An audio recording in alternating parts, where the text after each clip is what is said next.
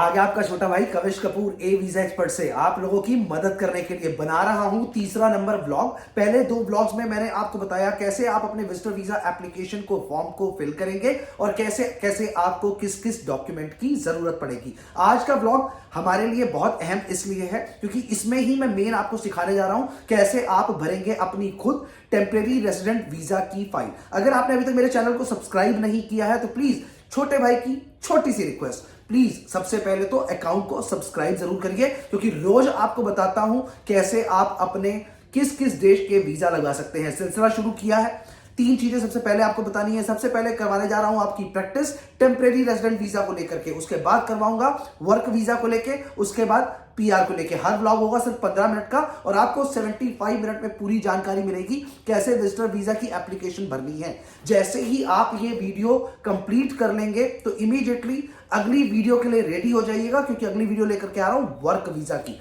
Time को waste तो बिल्कुल करना ही नहीं है, प्रॉमिस किया 15 मिनट का व्लॉग होगा। तो आज हम सीखने जा रहे हैं कैसे भरेंगे हम अपने कनाडा के विजिटर वीजा की फाइल।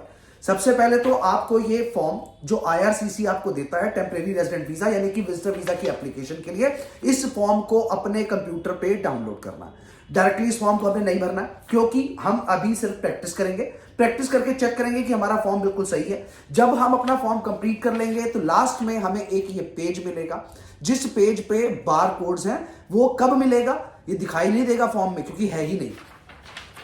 यहां पर वैलिडेट का ऑप्शन दिया है। जब आप अपना पूरा फॉर्म कंप्लीट कर लेंगे तो इस वैलिडेट के बटन को क्लिक करेंगे।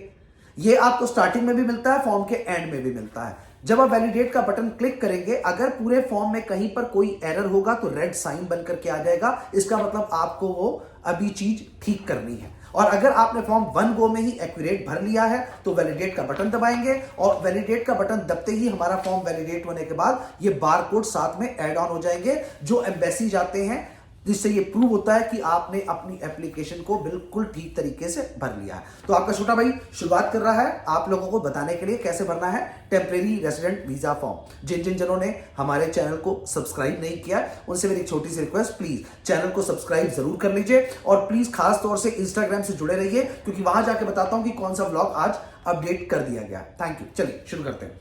सबसे पहले जब मैं ये अपना फॉर्म भरूंगा तो मुझे किन किन चीजों पे ध्यान देना है। सबसे पहले हम फर्स्ट पेज की बात करेंगे। टोटल 5 पेज है और वैलिडेट होने के बाद पेज 6 हो जाएंगे। सबसे पहले हम पेज नंबर 1 पे देख रहे हैं कि इसमें यूसीआई दिया है ऊपर फर्स्ट बॉक्स में। हमें कोई लेना देना नहीं है क्योंकि यूसीआई इमिग्रेशन खुद जनरेट करता है। दूसरी चीज इसमें दिया है आई वांट सर्विस इन। इसमें 2 ऑप्शन मिलेंगे आपको आई वांट सर्विस इन में। यहां पर पहला है इंग्लिश, दूसरा है फ्रेंच। अगर आप इंग्लिश में भरना चाहते हैं तो इंग्लिश सेलेक्ट करिए, फ्रेंच में भरना चाहते हैं तो फ्रेंच सेलेक्ट करिए। उसके बगल में जस्ट दिया हुआ वीजा रिक्वेस्टेड। वीजा रिक्वेस्टेड में 3 ऑप्शन मिलेंगे मुझे किस तरह के वीजा की एप्लीकेशन भरनी है। सबको मालूम है हम भर रहे हैं विजिटर वीजा, तो ऑब्वियस सी बात है हम विजिटर वीजा को सिलेक्ट करेंगे वहां से। उसके बाद पर्सनल डिटेल्स। पर्सनल डिटेल्स में यहां पर आपको मैंने जैसा कि पहले भी बताया, दोबारा फिर बता रहा हूं, जब आप यहां पे फुल नेम लिखेंगे तो इसमें दिया है family name as shown on your passport और ट्रेवल डॉक्यूमेंट। फैमिली नेम का मतलब ये होता है कि हमारा सरनेम क्या है। इसमें आपने अपना पहला नाम नहीं भरना है, इसमें आपने अपना सरनेम भरना है। अगर आपका सरनेम नहीं है तो N as in Nancy dot A as in apple, NA लिख देंगे यानी कि नॉट एप्लीकेबल। मेरे पासपोर्ट पे मेरा सेकंड नेम एप्लीकेबल नहीं है। उसके बाद आएगा आपका गिवन नेम कि आपको आपकी फैमिली ने प्यारा सा नाम क्या दिया है वो नाम यहां भर दीजिए। आपका जो भी शुभ नाम हो उसको यहां पर मेंशन करिए। Have you ever used any other name. अगर आप कोई दूसरा नाम भी यूज करते हैं जो कि आपके पासपोर्ट में मेंशन है कहीं पर भी, वैसे तो ऐसा लोग करते नहीं है, अगर कोई घर का आपका निक नेम है तो उससे मतलब नहीं है, तो इस कॉलम को हम छेड़ेंगे ही नहीं कि मैं कोई दूसरा नाम यूज नहीं करता हूं। तो हम उसके बाद आगे बढ़ेंगे। इसमें हमें दिया हुआ है यस और नो का ऑप्शन, तो हमें नो पे क्लिक करना है। इसका मतलब मैं कोई दूसरा नाम यूज नहीं करता हूं। तीसरी चीज इसमें दिया हुआ है आपका जेंडर क्या है, मेल या फीमेल, वो आपने भरना है। आपकी डेट ऑफ बर्थ क्या है, इस चीज पे बहुत खास ध्यान दीजिएगा। इसमें स्पेसिफिकली दिया हुआ है कि आपका ईयर, आपका मंथ, आपकी डेट, तो हमें उसके हिसाब से ही भरना है।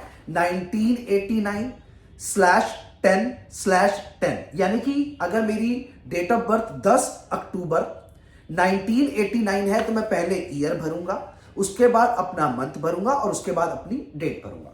उसके बाद प्लेस ऑफ बर्थ। देखिए प्लेस ऑफ बर्थ आपका कुछ भी हो, लेकिन जो आपके पासपोर्ट में मेंशन है प्लेस ऑफ बर्थ आपको वही मेंशन करना है।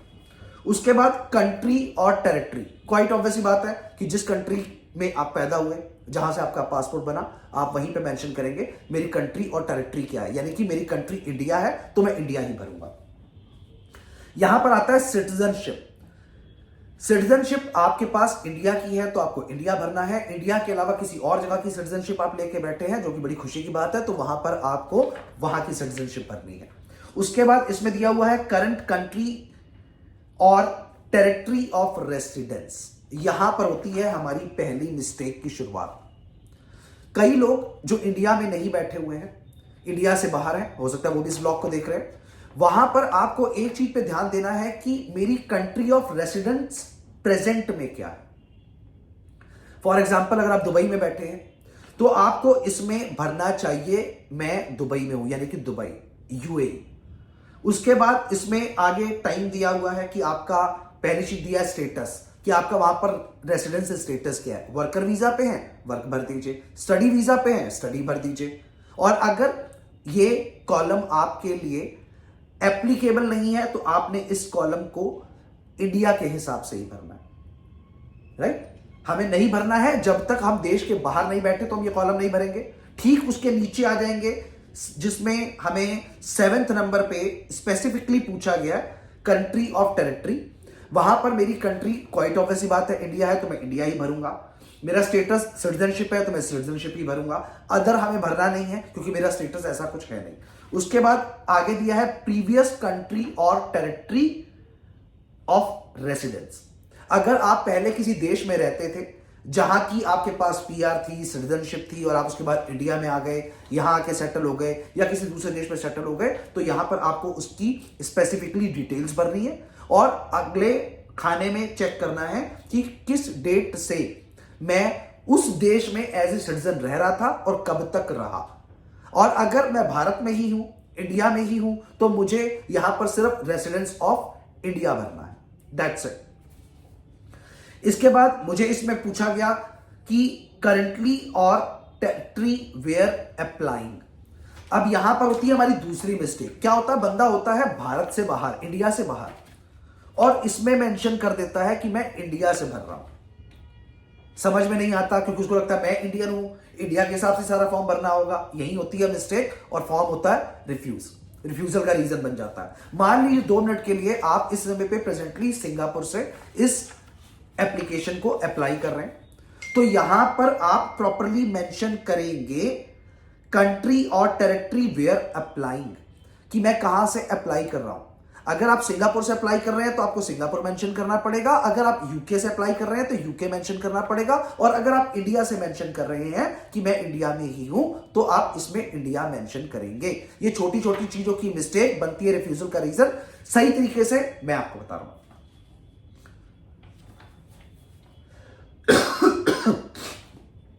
Your current marital status. देखिए जो लोग तो मैरिड हैं उनको यहां पर अपना मैरिटल स्टेटस मैरिड भरना है। अगर आप सेपरेटेड है तो सेपरेटेड भरना है, डाइवोर्सी है तो डाइवोर्स भरना है, सिंगल है तो सिंगल भरना है। और अगर इसमें आपको दिया योर करंट मैरिटल स्टेटस, अगर आपका करंट मैरिटल स्टेटस सिंगल है तो आप इसमें सिंगल ही भरेंगे। और अगर मैरिड है तो यहां पर आपको ऑप्शन दिया हुआ है कि आप अपने स्पाउस का नाम डालिए, वो भी वैसे ही भरना है, फैमिली नेम, देन उसके बाद उनका दिया हुआ नेम। इसके बाद नीचे आपको एक कॉलम मिलता है जहां पर मेरा थंब है इस समय पे, फॉर ऑफिस यूज ओनली। इसमें किसी भी तरह की आपको कोई डिटेल नहीं भरनी है, इसको ब्लैंक छोड़ दीजिए। अब आते हैं पेज नंबर 2 पे। पेज नंबर 2 पे आप इसमें देखेंगे 11th नंबर है जहां से मेरी पर्सनल डिटेल स्टार्ट हो रही है। Have you previously been married or in a common law relationship. अगर मान लीजिए आपकी ये दूसरी शादी हुई है या आप इससे पहले किसी के साथ रिलेशनशिप में थे, तो आपको स्पेसिफिकली उसकी डिटेल यहां पे मेंशन करनी है। और अगर नहीं थे तो नो पे टिक करना है, ध्यान रहे नो पे टिक करना है। उसके बाद इसमें दिया हुआ है लैंग्वेज। अब इसमें आपसे क्वेश्चन पूछा गया है नेटिव लैंग्वेज मदर टंग, देखिए, अगर आप पंजाबी हैं तो यहां पे अपनी मदर टंग हिंदी मत डालिए, पंजाबी डालिए। अगर आप पंजाबी नहीं बोलते हैं, आपकी मदर टंग हिंदी है तो हिंदी डालिए, बंगाली है तो बंगाली डालिए, या उसके अलावा आपकी जो भी मदर टंग है, क्योंकि स्पेसिफिकली यहां पर आपसे आपकी मदर टंग के बारे में पूछा गया। कहां पर मिस्टेक्स क्रिएट होती हैं? अब एक पर्सन है, मान लीजिए बंगाली है, और मदर टंग उनकी इस समय पे बंगाली ही होगी, क्वाइट ऑब्वियस ही बात है, क्योंकि मदर टंग मातृभाषा, हमारी मातृभाषा हिंदी है, फक्र से है। लेकिन अगर मेरी मदर टंग बंगाली है तो मैं मदर टंग बंगाली डालूंगा, हिंदी नहीं डालूंगा।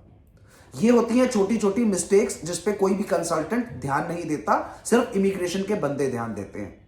यहां पर आप अपनी मदर टंग डालेंगे, उसके बाद आपसे स्पेसिफिकली पूछा गया है कि आप और कौन सी लैंग्वेज में कम्युनिकेट कर सकते हैं। स्पेसिफिकली आप इंग्लिश में कर सकते हैं, फ्रेंच में कर सकते हैं, तो इंग्लिश भरिए।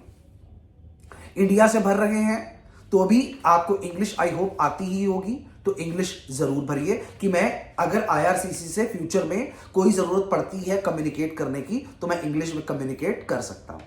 उसके बाद इसमें आपसे पूछा गया है कि in which language you are most of the case use most of the case.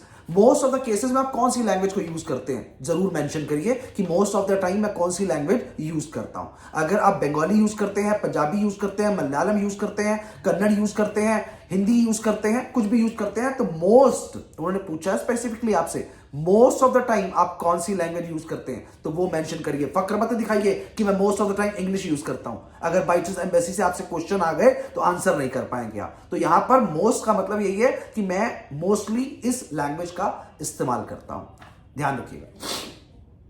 उसके बाद आपके पासपोर्ट की डिटेल बहुत सिंपल सी है कि आपको अपना पासपोर्ट खोलना है। अपने पासपोर्ट पे उसकी date of issuance, date of expiry और कहां से इशू किया गया वो देख करके भरना है। Okay, good. नेक्स्ट चलते हैं हम नेशनल आइडेंटिफिकेशन डॉक्यूमेंट। यहां पर आपको भरना है अपने आधार कार्ड का नंबर।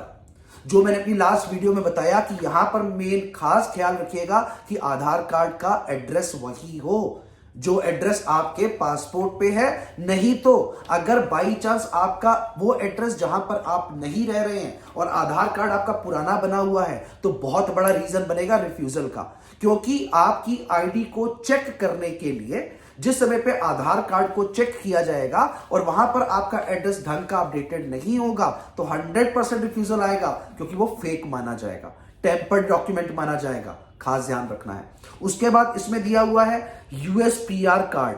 अगर आपके पास यूएस का पीआर है तो आप इसमें यूएस के पीआर कार्ड की डिटेल भरेंगे, नहीं है तो हम इस कॉलम पे सिंपली नो करके टिक करेंगे और छोड़ देंगे। उसके बाद कॉन्टैक्ट इंफॉर्मेशन, मेन चीज, मेन मुद्दा, मेन रीजन, कहां से खड़ा होगा मेरा रिफ्यूजल का रीजन जहां मैं करूंगा गलती।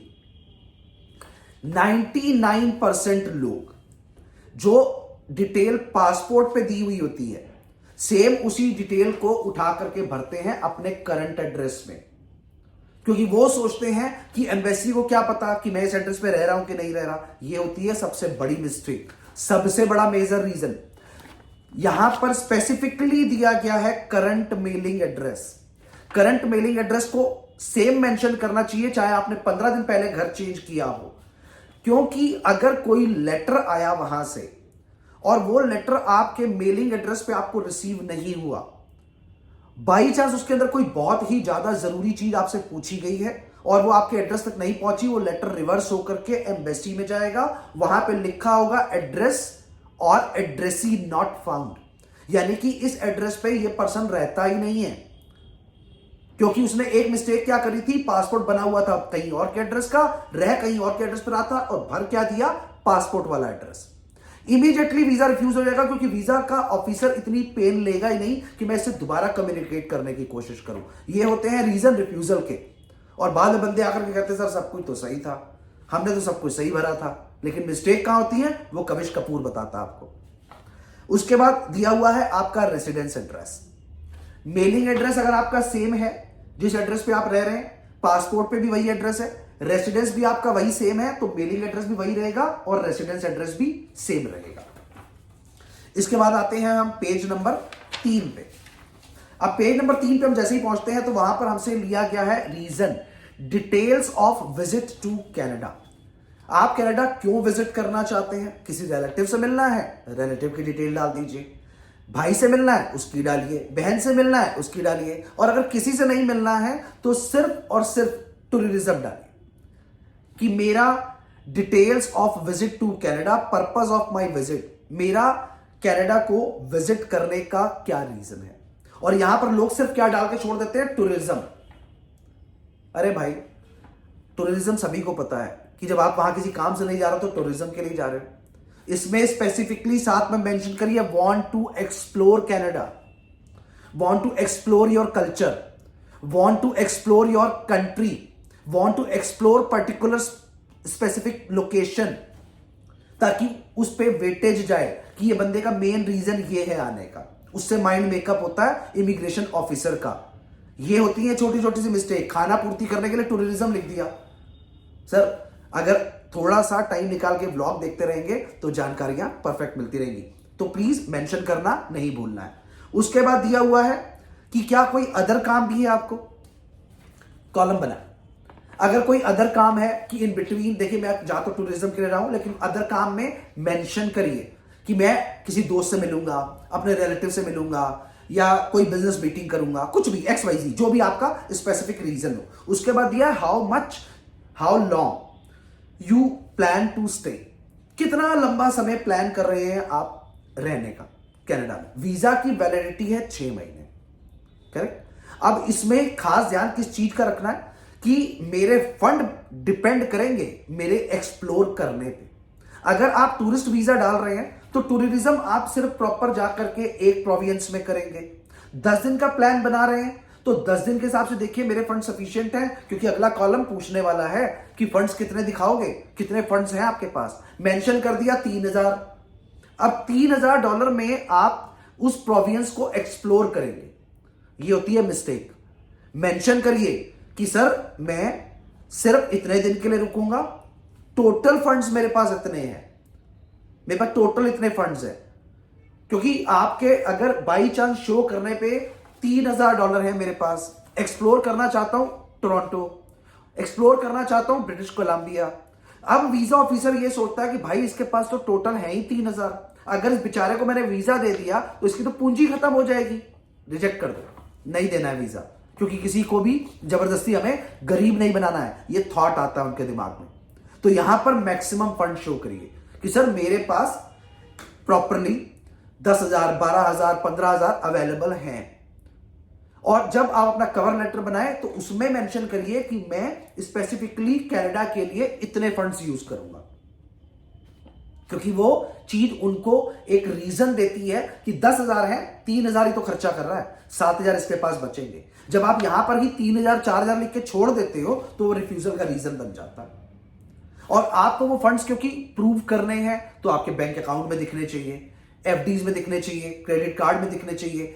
एक बात ध्यान रखिए, लोग मार्केट में कहते हैं कि FD के दम पे मैंने वीजा लगवा दिया। किसी की बातों में कभी मत आइए, क्योंकि FDO पे वीजा नहीं लगते, लिक्विड फंड पे लगते हैं, क्रेडिट कार्ड पे लग जाते हैं, लेकिन FDs पे नहीं लगते। FD आप अपनी सिक्योरिटी के लिए दिखा सकते हो कि मेरे पास ये अपने पास अमाउंट है जो कि मेरा है। अगर मैं 3,000 कनाडा में खर्चा कर भी आऊंगा तो मेरे पास सर्वाइव करने के लिए और पैसा है। ये रीजंस बनते हैं आपके पॉजिटिव होने के, राइट। इसके बाद अगला आपका इसमें डिटेल दिया हुआ है कि name, address and relationship to you.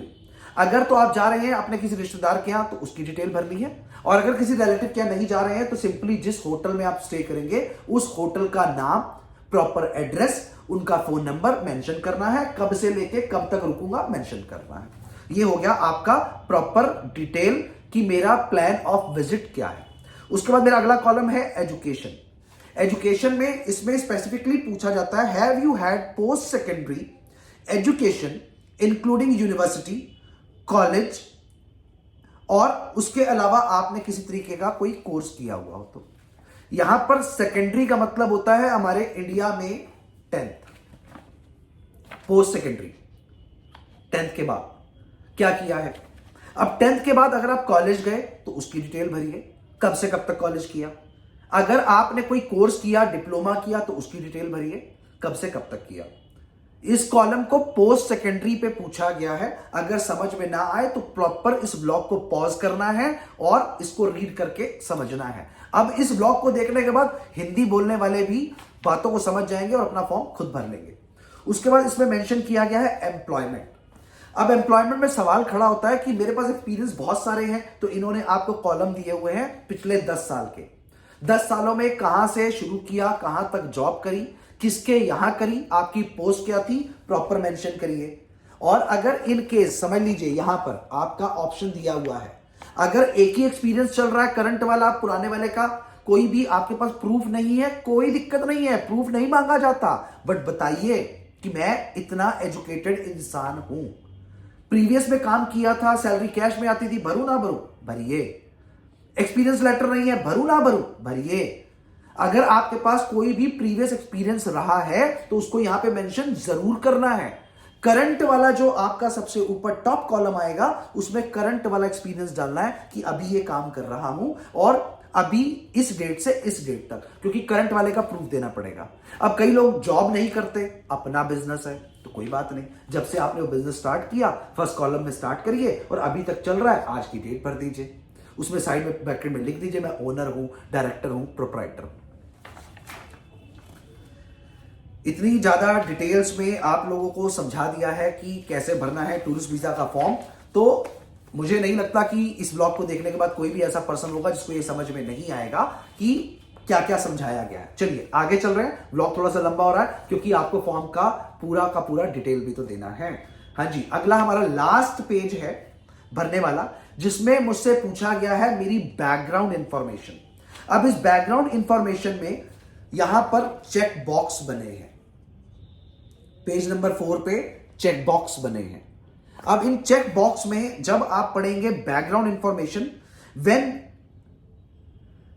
With in past 2 years have you और your family member had turbulence of the lungs और been in close contact with person with, कोई भी ऐसा पर्सन जिसको कोई बहुत मेजर बीमारी रही हो लंग से रिलेटेड, तो क्या आपकी फैमिली में कोई ऐसा बंदा है या आप उसके टच में पिछले 2 साल से हैं, तो यस, नहीं तो नो।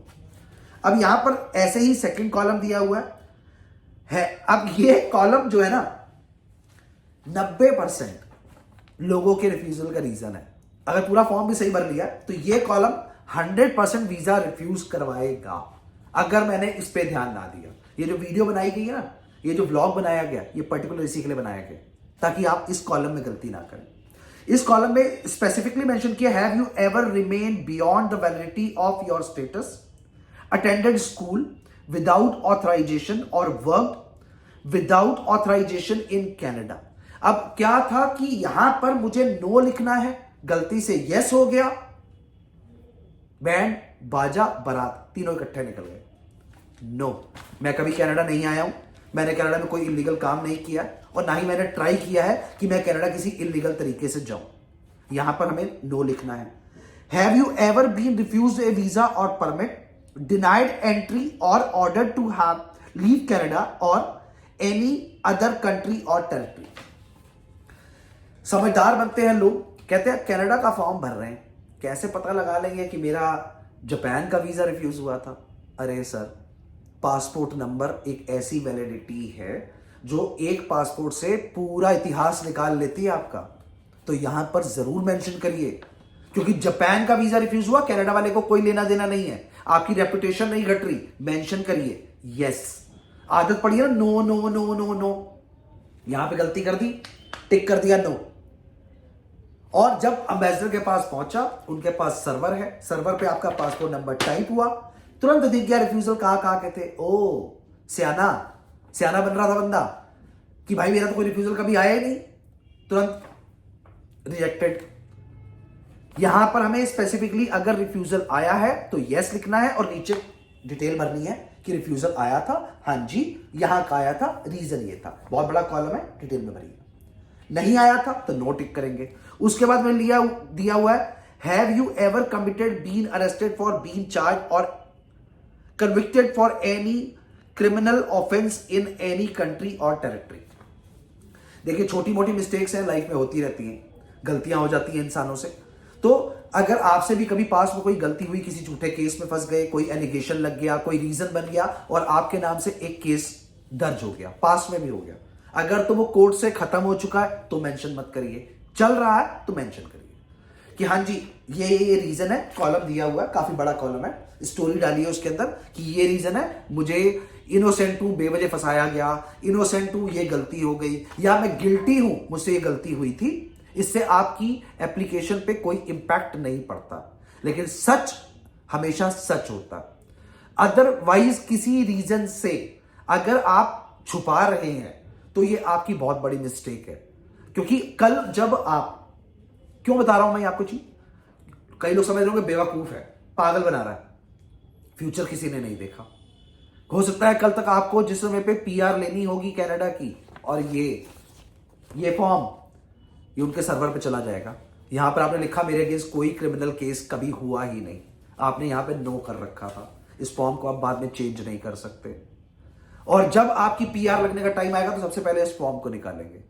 आपने 5 साल निकाल दिए कनाडा में, 10 साल निकाल दिए, 20 साल निकाल दिए, और पीआर लेने के टाइम पे जब इस फॉर्म में लिखा होगा कि मेरे साथ किसी भी तरीके का कोई केस नहीं हुआ, और यहां पर मैंने नो टिक किया था, लेकिन जब आपकी पीआर फाइल हो रही होगी उस समय पे पुलिस वेरिफिकेशन इंडिया आएगी या आपके देश में जाएगी, और वहां से पता चलेगा कि इस बंदे के नाम पे एक केस था, 100% पीआर कैंसिल हो जाएगी और आपको डिपोर्ट कर दिया जाएगा। तो ये गलती कभी मत करिए, स्पेसिफिकली मेंशन करिए, क्योंकि टूरिस्ट वीजा से आपके किसी केस का कोई लेना देना नहीं होता। यहां पे ये चीज मेंशन इसलिए करनी जरूरी है कि अगर इन फ्यूचर मुझे पीआर लेनी हुई तो ये फॉर्म ही मेरा इतिहास खोलेगा। लास्ट चीज दी है, did you serve in any military, अगर आप मिलिट्री में हैं तो यस करिए, अदरवाइज नो कर दीजिए।